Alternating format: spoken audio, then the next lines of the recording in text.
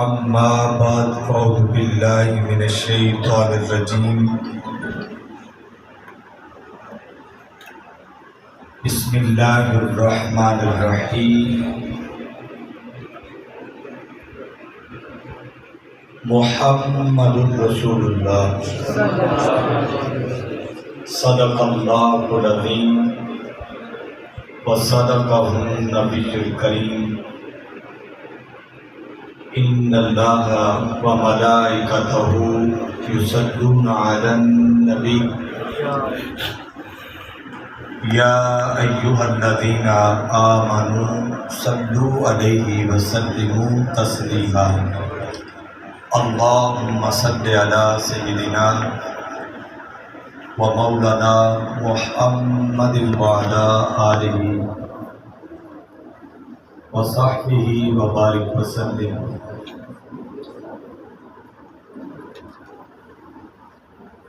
میں کچھ نہ سہی، میرا مقدر تو بڑا ہے۔ میں کچھ نہ سہی،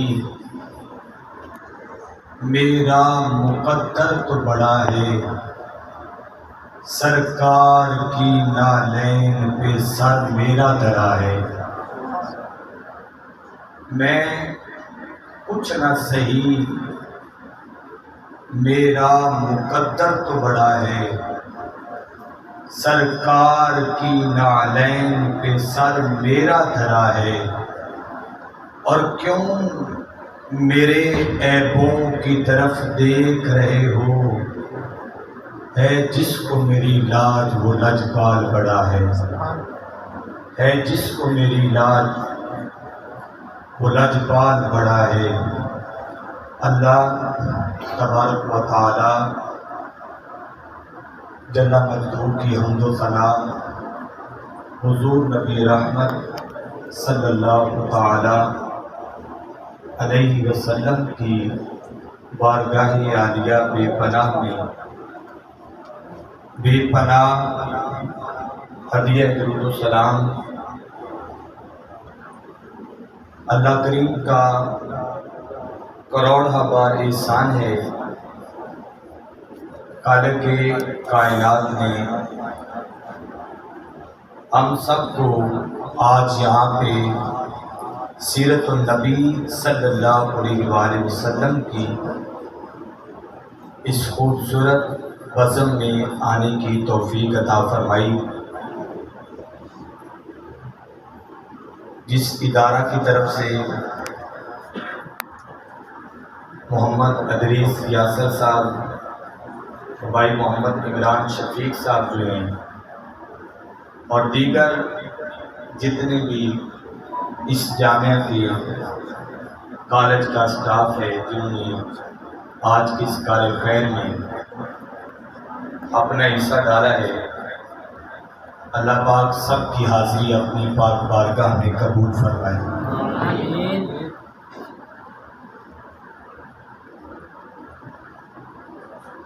حضور صلی اللہ علیہ وآلہ وسلم کی اس میلاد کی بزم میں ہم اللہ کی بارگاہ سے خیرات لینے آئے۔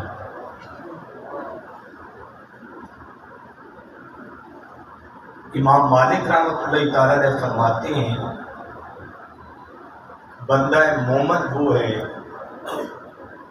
کہ جو حضور کا نام سنے اور اس کے دل میں حضور کا عشق کا پودا جاگ اٹھے۔ یہ جو اہتمام کیا گیا ہے، اس کا مقصد یہ ہے کہ ہماری دلوں کے اندر جو اغیار کے تصورات جنم لے رہے ہیں، اغیار کے خیالات ہمیں شب و روز مختلف ظلموں کی طرف ابھارتے ہیں، ان سے ہمارا تصور، ہمارا دھیان اپنی اصل کی طرف لوٹ آئے اور ہم حضور صلی اللہ علیہ وسلم کی سیرت سے اپنی حقیقت کو سمجھ جائیں۔ ایک زمانہ تھا، اس زمانے میں انسانیت اپنے آپ پہ شرمندہ تھی۔ انسان ہونا شرمندگی کا باعث تھا. ہر ایک بے راہ روی کا شکار تھا. ماں تڑپ رہی تھی اپنی ممتا کے لیے، باپ تڑپ رہا تھا شفقت پدری کے لیے، بہن فریادیں کر رہی تھی ویر کے لیے، بیٹی فریاد رسی کر رہی تھی اپنی عزت کی دستار کے لیے. غلاموں کی خستہ حالی. انسانیت کا کوئی بھی ایسا رشتہ ایسا نہیں ہے جو تذلیل کا شکار نہ ہو رہا ہو. ذلت اور رسوائی ہر ایک کا مقدر تھا. حالات یہاں تک پہنچے کہ بوڑھے ماں باپ کو ننگے اونٹ کی پشت کے اوپر بٹھایا جاتا اور رسیوں سے انہیں جکڑا جاتا، اور اوکاش نامی میلے لگتے تھے، ان کے اندر انہیں جا کے بیچ دیا جاتا.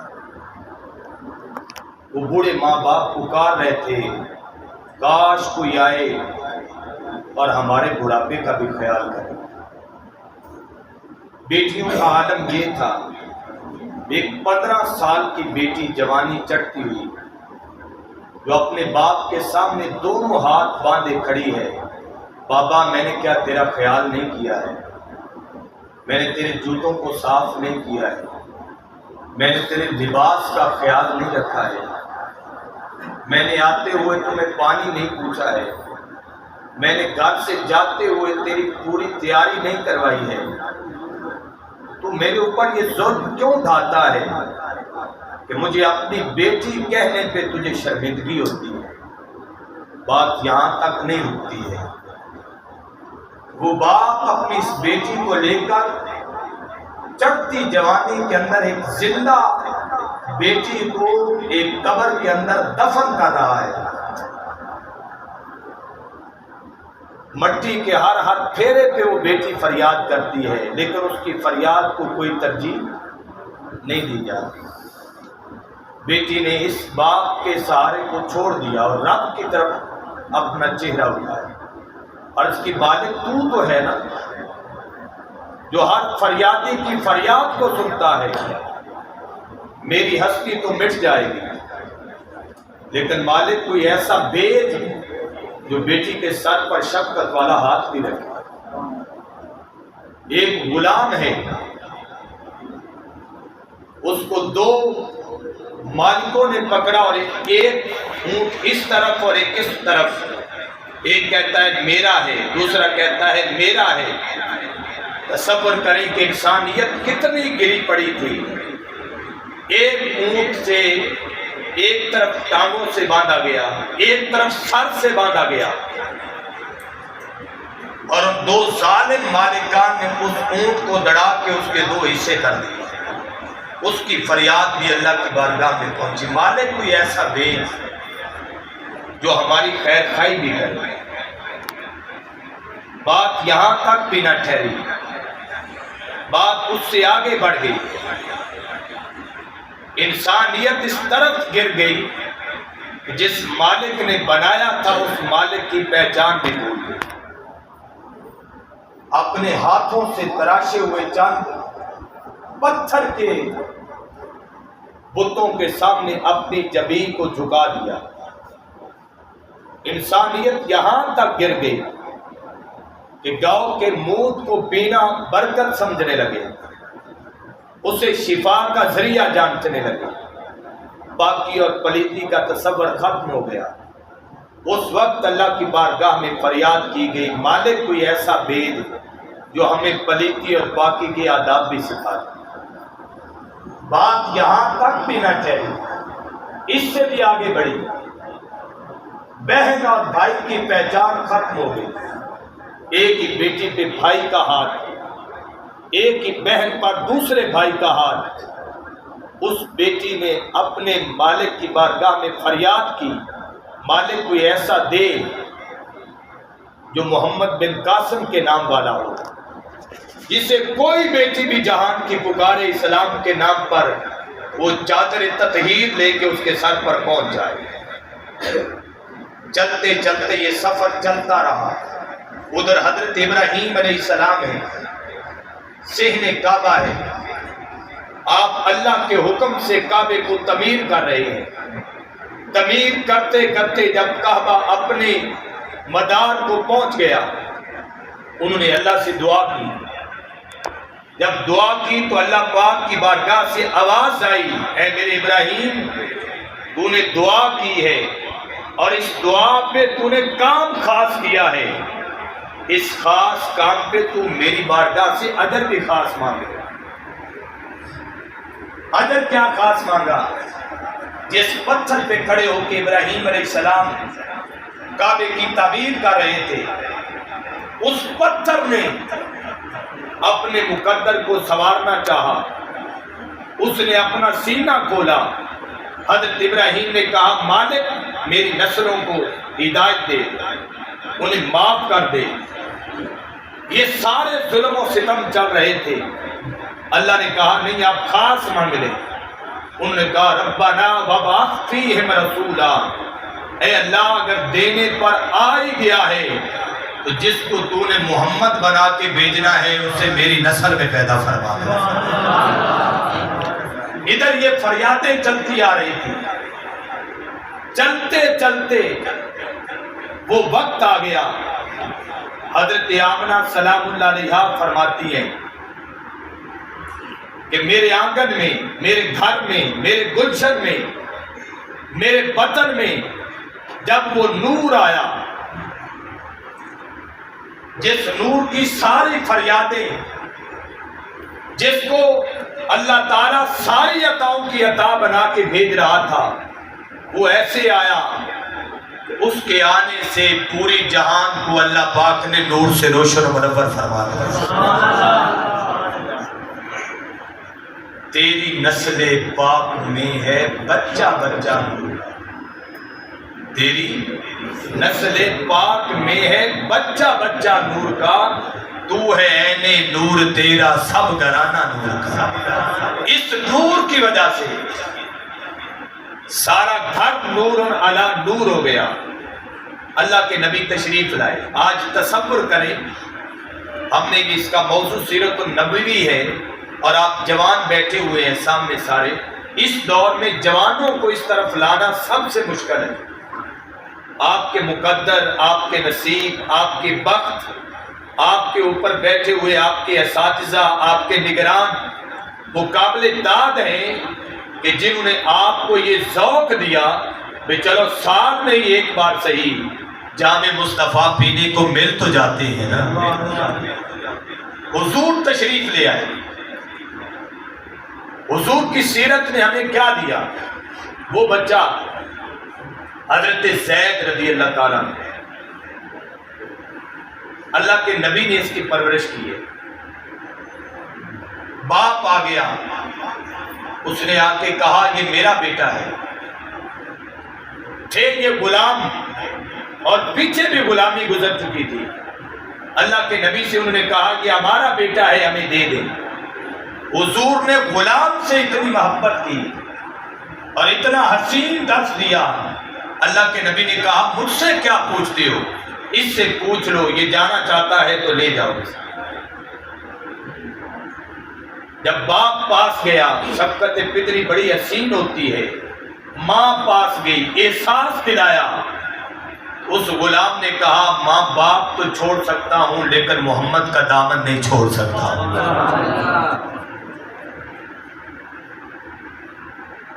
شہین لاہور نے کہا تھا کہ دامن مصطفیٰ سے جو لپٹا وہ یگانہ ہو گیا، جس کے مصطفیٰ ہو گئے اس کا زمانہ ہو گیا۔ اس نے کہا سب کچھ چھوڑ سکتا ہوں لیکن حضور کا دامن، یہاں ٹائٹل غلامی کا تھا، وہاں بیٹے کا تھا، لیکن حضور نے آ کے یہ سمجھایا کہ جو مصطفیٰ کے غلام ہوتے ہیں ان کی عزت بیٹوں سے زیادہ ہو جاتی ہے۔ اللہ کے پیارے محبوب صلی اللہ علیہ وسلم تشریف لائے۔ بیٹی کو سب سے زیادہ معجوب کن سمجھا جاتا تھا۔ وہ بیٹی زمانے میں ماری ماری پھر رہی تھی کہ کاش کوئی میرے سر پہ چادر تطہیر رکھے۔ آج تو ہم پھر چادریں اتارنے کے چکر میں ہم سمجھ رہے ہیں کہ چادر اتارنے میں عزت ہے۔ چادر اتارنے میں عزت نہیں ہے۔ چادر محمد نے آپ کے سر پہ رکھی ہے، اسے مزید اوڑھنے کی ضرورت ہے۔ اللہ کے نبی تشریف لائے، بیٹی در بدر تھی۔ اس کی معصومیت کو دیکھ کر، اس کے نرم و نازک لہجے کو دیکھ کر، اس کی انداز زندگی کو دیکھ کر کوئی اس کے سر پہ شفقت والا ہاتھ رکھنے کے لیے تیار نہیں تھا۔ اس دور میں حضور نے سیدہ طیبہ طاہرہ فاطمہ الزہرا سلام اللہ علیہا کو اپنے سینے سے لگایا۔ 6 ماہ کی یہ بیٹی ہے، کوہ صفا کا دامن ہے۔ جب لوگ بیٹیوں کو زندہ درگور کر رہے تھے، جب اپنے وجود سے جدا کر رہے تھے، جب اپنا نام کھینچ رہے تھے، اس وقت حضور نے فاطمہ کو سینے سے لگایا۔ اور موقع بھی دیکھیں کہ کتنا بڑا تھا۔ کوہ صفا پہ حضور کیوں گئے؟ اعلان نبوت کے لیے۔ آج اعلان نبوت کرنا تھا، اور ساتھ کسے لیا؟ بیٹی کو اپنے سینے سے لگایا۔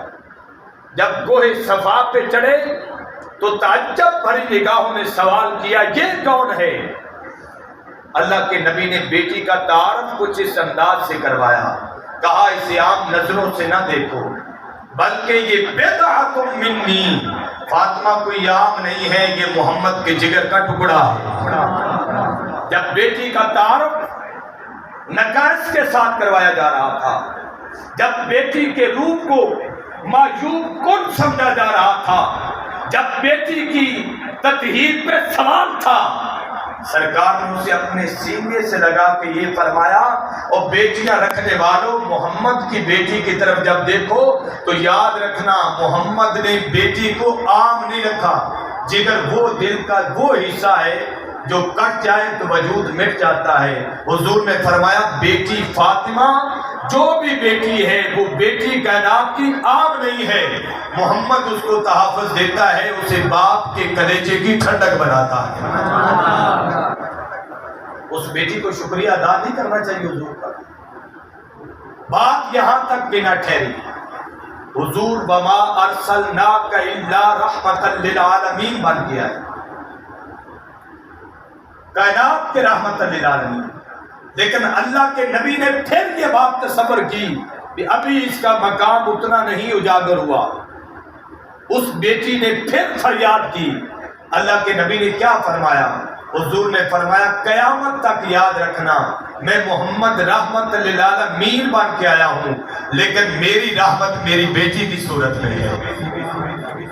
میری رحمت میری بیٹی کی صورت میں ہے۔ سرکار نے بیٹی کو رحمت کہا تاکہ قیامت تک آنے والی بیٹی اس کو تحفظ مل جائے، اسے اس بات کا یقین ہو جائے کہ قیامت تک اگر آپ ماں باپ کے لیے رحمت ٹھہری ہے تو یہ محمد کا صدقہ ہے۔ حضور نہ ہوتے تو آپ کو یہ شان ملتی؟ پھر بیٹی نے اگلا روپ بدلا، بیٹی ایک بیوی کے رنگ میں بدل گئی۔ باپ کی دہلیز پہ تھی، تحفظ تھا، اس تحفظ سے اگلے احسار میں چلی گئی، جگہ بدل گئی۔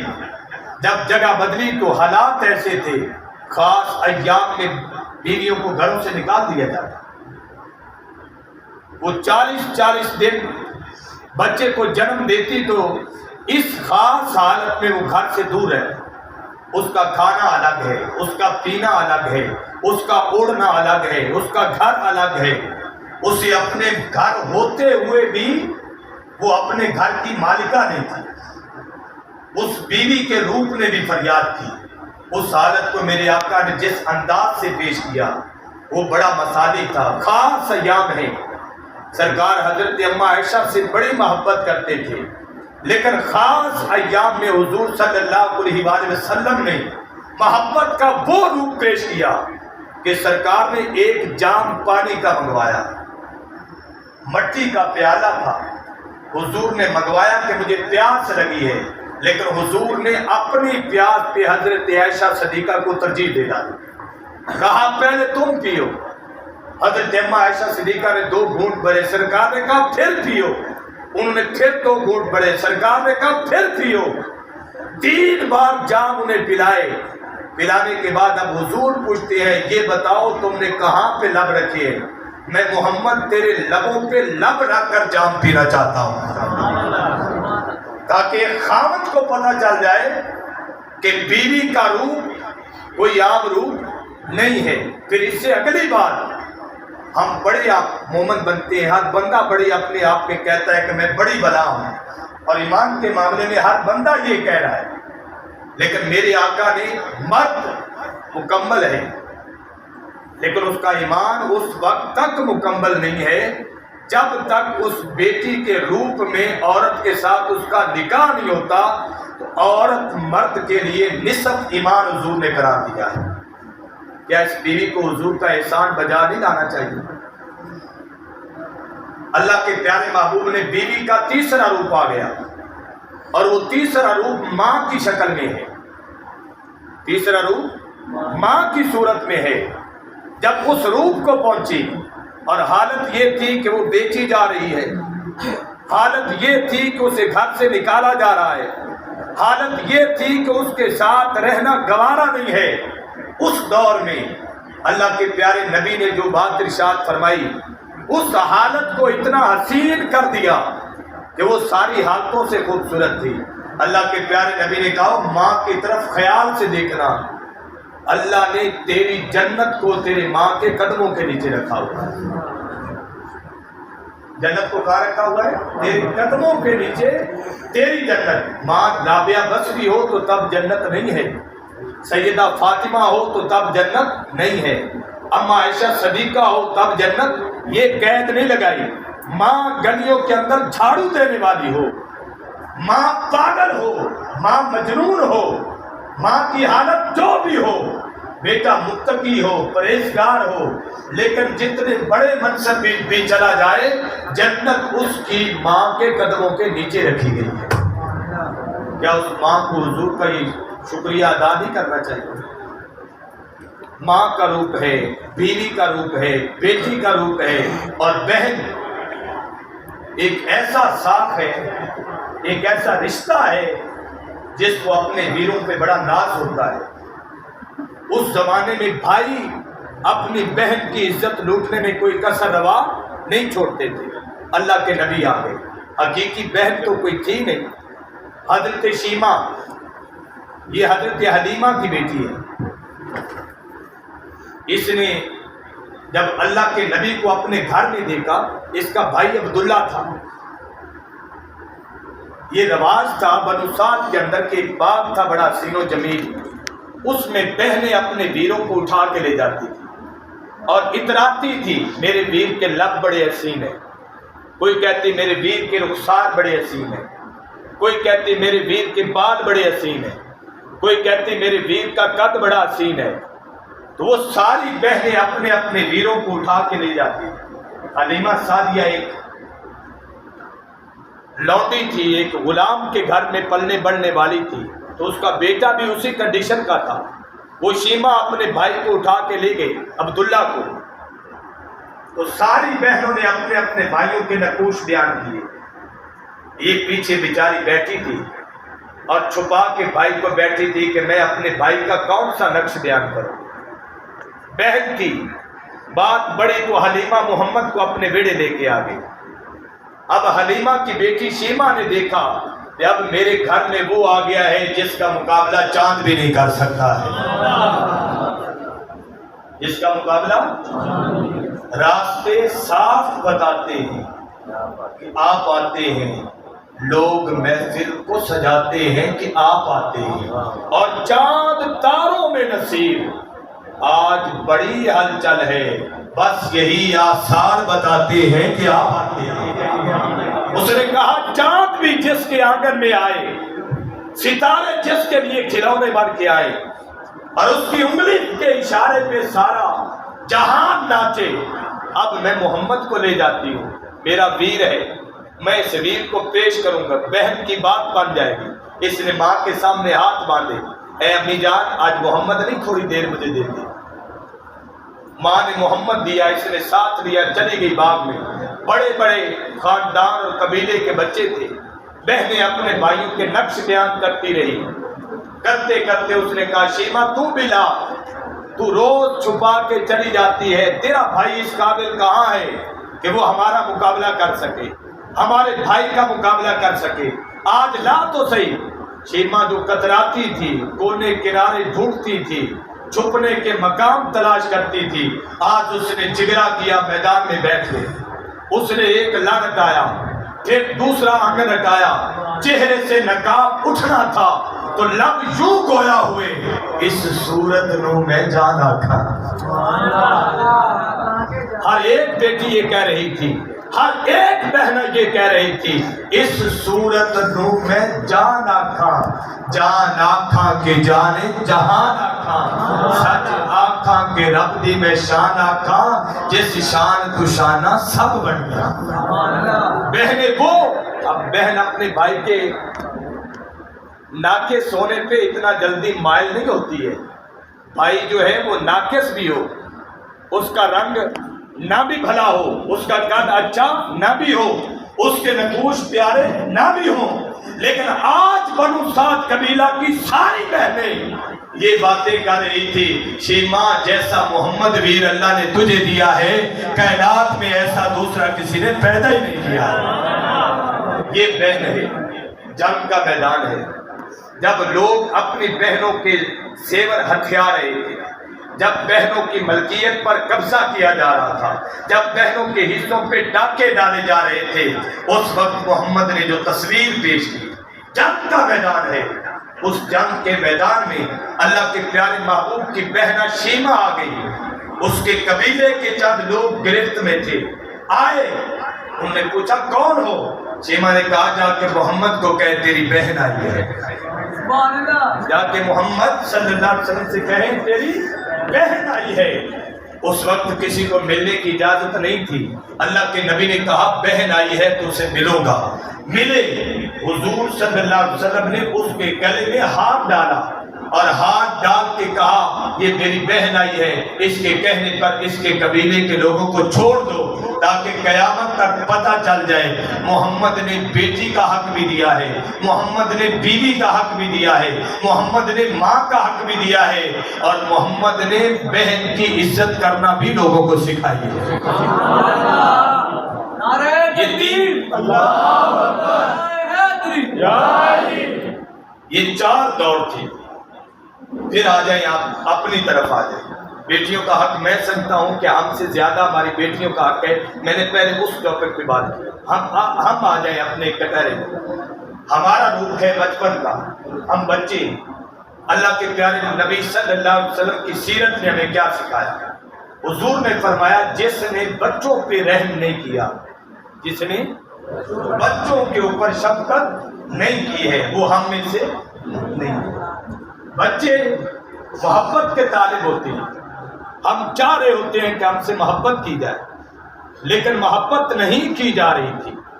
اللہ کے پیارے محبوب نے فرمایا جس نے بچے کے ساتھ شفقت نہ کی، بچے کے ساتھ محبت نہ کی، اللہ کے محبوب صلی اللہ علیہ وسلم نے فرمایا وہ ہم میں سے۔ حضرت انس رضی اللہ تعالیٰ عنہ حضور کے غلام تھے، بچپن سے ماں باپ دے گئے یہ آپ کی خدمت میں رہے، اور اس کے کتنے اچھے نصیب ہیں، کتنے اچھے وقت ہیں جو محمد کے غلامی میں ہے۔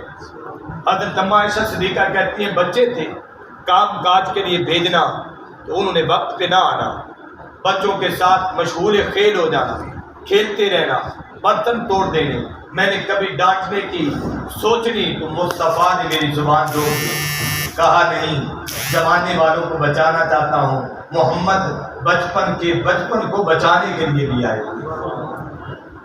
ایک بچہ تھا، اس کی ایک چڑیا مر گئی، چڑیا پالی تھی، چڑیا مر گئی، اللہ کے محبوب تشریف لے گئے۔ دیکھیں آپ حضور کی کتنی بچوں سے محبت ہے، تشریف لے گئے اس کے گھر، کس بات کا افسوس کرنے کے لیے؟ بچے کی چڑیا کا افسوس کرنے کے لیے۔ تو ہمیں درس دیا کہ ہم اپنے بچوں کے ساتھ کیا کریں؟ شفقت کریں. بات یہاں سے آگے بڑھ گئی. اب جس عمر میں آپ ہیں یہ بڑی ظالمانہ عمر ہے. یہاں پہ انسان کی خواہشات کے سارے دروازے کھل جاتے ہیں. ایک تن ہوتا ہے، ایک تن ہوتا ہے اور اس تن میں لاکھوں خواہشات ہوتی ہیں. تن ایک ہے، لوں لوں دے مڈ لکھ لکھ چشمے، ایک کھولا تے ایک کجا ہوئی. حضرت سلطان باہو نے فرمایا کہ ہر لوں اور ہر انگ سے ایک نئی خواہش نکلتی ہے، ایک نئی آرزو ہوتی ہے، ایک نئی تمنا ہوتی ہے، ایک نئی حسرت ہوتی ہے. بندہ اتنا اوپر نکل جاتا ہے کہ اپنے بڑے بھی چھوٹے نظر آتے ہیں. اس دور میں جب آپ پہنچے اور آپ نے حضور کی محبت کے جام کو نہ چھوڑا، حضور کی سیرت کو اپنانے کی کوشش کی، اللہ کے محبوب نے جتنا بڑا انعام آپ کو دیا ہے کائنات میں اور کسی کو اتنا بڑا انعام نہیں دیا. وہ کیا دیا؟ اللہ کے پیارے نبی صلی اللہ علیہ وسلم نے فرمایا وہ جوان شخص جو اپنی بھرپور جوانی کے اندر ساری خواہشات کو روکے اور میں محمد کی اتباع کرے، میں محمد کی اتباع کرے، اطاعت کرے، فرما برداری کرے، میرے دین کو اچھا جانے، میرے اسلام کو اچھا جانے، میری باتوں سے محسوس ہوتا رہے، میرے محبت کی باتیں کرے، عشق کی باتیں کرے، کبھی نعت پڑھے، کبھی قرآن پڑھے، کبھی تقریر سنے، کبھی میری سیرت کی بات کرے، کبھی جنگ کی بات کرے، کبھی راہ دلی کی بات کرے، جو میرے آنگن میں آ کے بیٹھ جائے، نمازیں اس کی درست ہو جائیں، قرآن اس کا درست ہو جائے. اس جوان کو حضور نے فرمایا بشارت ہو، خوشخبری ہو. آگے میرے اللہ کے نبی نے فرمایا آنا حبیب اللہ، آنا حبیب اللہ، میں اللہ کا حبیب ہوں، میں اللہ کا کیا ہوں؟ حبیب ہوں. لیکن حضور نے فرمایا جس میری امت کے جوان بچے نے، جوان شخص نے، جس نے توبہ کر کے میرے ساتھ لگن لگا دی، فرمایا قیامت والے دن میں بھی حبیب کہہ کے بلایا جاؤں گا، میرا وہ امتی بھی اللہ کی بارگاہ میں حبیب کہہ کے بلوایا جائے گا. جوانی ہے، مستانی ہے اور اس میں بڑے خیالات ہیں، بڑے تصورات ہیں. لیکن آپ مجھے یہ بتائیں قیامت والے دن اللہ اپنے نبی سے کہے یا حبیب اور حضور کھڑے ہو جائیں، حضور کیا ہو جائیں؟ کھڑے ہو جائیں. اور ساتھ ہی اللہ پاک یہ کہے کہ جو میرے محبوب کے ساتھ محبت کرنے والے تھے اور جوانی میں انہوں نے اپنی جوانی کے معیار کو برقرار رکھا، انہوں نے طہارت کا خیال رکھا، انہوں نے پاکیزگی کا خیال رکھا، انہوں نے حیا کو قائم رکھا، انہوں نے محبت کو قائم رکھا، انہوں نے سلسلہ دین کو قائم رکھا، قیامت والے دن جس صف میں محمد کھڑے ہوں گے اسی صف میں آپ بھی کھڑے ہوں گے. کیا ہم یہ چاہتے ہیں کہ نہیں چاہتے؟ دل ہے آپ کا کہ نہیں ہے؟ دل ہے تو اس آنگن کو آباد ہے. یہ جو ہے نا یہ سینہ، دل ہے آئینہ تصویر یار. اب تصویریں چھوٹی نہ بنائیں، اس میں ایسی تصویر بنائیں جو دائمی ہو، جس کے اندر ہمیشگی ہو. دل ہے آئینہ تصویر یار، جب کبھی گردن جھکائی دیکھ لیا. اگر دل کا آئینہ پاک ہو گیا اور اس میں حضور کی محبت بس گئی تو پھر دور جانے کی ضرورت نہیں ہے. آپ یہیں سے بیٹھ کے مکہ بھی دیکھ سکتے ہیں، مدینہ بھی دیکھ سکتے ہیں. حضور نے فرمایا جوانی کو اچھا کریں. تیسرا روپا جاتا ہے باپ کا. باپ ایسا تھا کہ اس کی کوئی بولی سنتا ہی نہیں تھا، باپ کی کوئی بولی نہیں سنتا تھا. اور اس دور میں ایک بچہ دوڑا گھر سے، اس نے کہا میں نے آج جا کے حضور کی بارگاہ میں اپنے باپ کی شکایت لگانی ہے کہ یہ میرے مال کو ہڑپ کرنا چاہتا ہے. وہ حضور کے پاس پہلے پہنچ گیا. اللہ کے نبی کے پاس حضرت جبریل حاضر ہو جاتے، اللہ کی بارگاہ سے پیغام لے کے، اے پیارے محبوب تجھے باپ کی فریاد سننے والا بھی بنایا ہے. اس کی بات آج نہیں سننی، آج اس کے بوڑھے باپ کی بات سننی. اس کی بات نہیں سننی، آج اس کے بوڑھے باپ کی بات سننی ہے. باپ پہنچ گیا، بیٹا بولنے لگا. حضور صلی اللہ علیہ وسلم نے اسے ایک ہی بات کی. اس نے کہا بیٹا بتا تو اپنے رب کو اپنے اوپر راضی دیکھنا چاہتا ہے کہ نہیں دیکھنا چاہتا؟ بتائیں آپ اور میں یہ چاہتے ہیں کہ نہیں کہ ہمارا رب ہم سے راضی ہو جائے؟ چاہتے ہیں کہ نہیں؟ میری بیٹیاں بھی، میری بہنیں بھی، آپ بھی یہ چاہتے ہیں کہ نہیں ہمارا رب ہم سے کیا ہو؟ رب ہم سے کیا ہو؟ نماز ہے پڑھ کے آ جائیں آپ. 100% یقین نہیں ہے کہ تیری نیت کیا تھی. قرآن پڑھ کے تو آیا، تیری نیت کیا تھی؟ تو نے حج کیا، تیری نیت کیا تھی؟ تو نے جا کے زیارات کر لی، تیری نیت کیا تھی؟ تیرا ارادہ کیا تھا؟ ثواب ملے یا نہ ملے، اس کے رضا